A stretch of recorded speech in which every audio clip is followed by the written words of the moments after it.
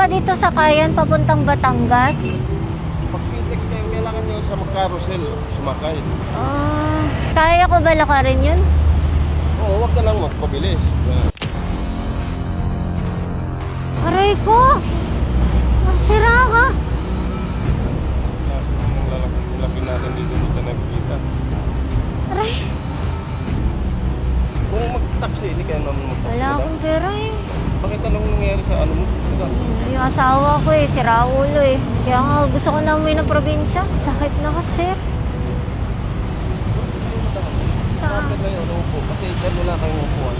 Di ba ako papaalisin dyan? Ito naman, kahit tayo. Sir, baka naman meron ka kahit 20 lang. Malaking tulong na yun eh. Meron ako matam. Yan. 50? Bigay mo sa akin? Oo, sige. Sige. Baka wala ka na pamasahe. Ito lang madami na. Meron akong basta ingat ka lang. Pag maglakad ka, dito ka sa tabi. Buntis ko pa naman. Ikaw ba sir, may anak ka na? Meron akong sa probinsya ko. Anong probinsya mo? Mindanao, sa Buanga. Ako, Batangas. Muslim ako. Marami akong kaibigan ng Muslim, mababait. Ilan anak mo, sir? Isa lang, babae. Kasi, Oo, wala mo yan. pag ako yumaman, balikan kita bala mo. Kasi sa atin lahat, may kapalaran tayo eh. Hanggat may buhay, may pag-asa. Tama! Kapag lang yung babae ka lang na wala nang nangyayari. Oo, kailangan mo talaga magsikap. Yun, Eh, paano ka magsikap? ang partner mo dapat. Wala nang partner. Ang magulang mo. Nasa probinsya. Kung lalabas lang yung anak ko eh, kukunin ko na. Kukunin mo anak ko? Bakit? Zero lang. Blessing to Malay eh. mo. Kaya nga blessing. Oh. Kaya nga gusto kunin. Dadagdag pa yung blessing ko, di ba? Blessing, malaking blessing yan. Ayaw naman ako. Ayaw ko naman taxi. Ayaw nila ako isakay.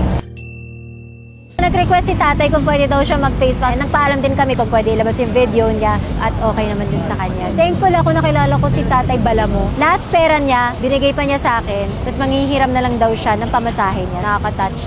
Rewardan natin yung binigay niya. Iba na Lawi. Opo, sir. Naku, hindi kita kilala, madam. Kung kilala lang kita, hindi na kita binigyan. Bakit? Sir, sobrang bait mo. Lahat tayo may puso eh. Oo nga, tinatawag mo pa akong madam kanina. Kasi respeto yun, madam. Oo, grabe. Respetadong babae. 30,000 po. No? Totoo, no? Opo.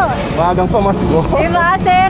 Grabe naman yung bait mo. Ganyan ka talaga. Hindi lang ikaw, madam. Marami pa. Sir, sabi mo, pag yumaman ako, kunin kita sa bahay. Ay, oo, ano? Oh, ano? Pwede ba Pwede. to? Pwede. Pero magpala muna ako, madam. Ay, gusto ko yung mga ganyan tao sa bahay, no? Naawa ka lang sa akin, kaya ka ganyan. Opo, kasi buntis po kayo eh. May sugat pa. Nakita ko may sugat yun eh. Alam mo bang ako to? Hindi. Mabait ka lang talaga.